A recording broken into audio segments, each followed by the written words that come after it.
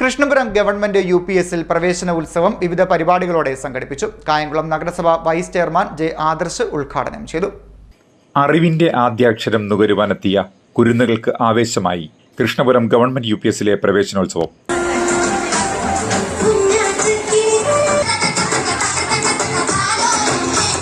മധുരപലഹാരങ്ങളും പൂക്കളും നൽകി കുട്ടികളെ സ്വീകരിച്ചു. നഗരസഭാ വൈസ് ചെയർമാൻ ജെ ആദർശ് പ്രവേശനോത്സവം ഉദ്ഘാടനം ചെയ്തു.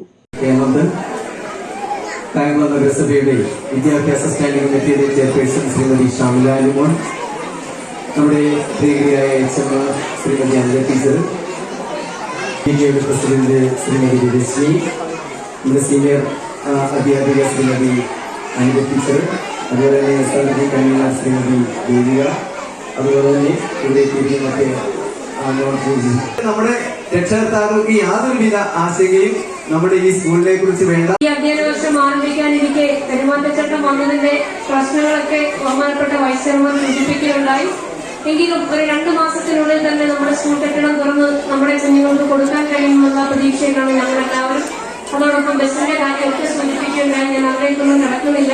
വിദ്യാഭ്യാസ standing committee chairperson Shamila Animon, school headmistress Anitha R, SMC chairman Hemanth, Ashadevi, AK Saju, R Anitha, Devika തുടങ്ങിയവർ സംസാരിച്ചു.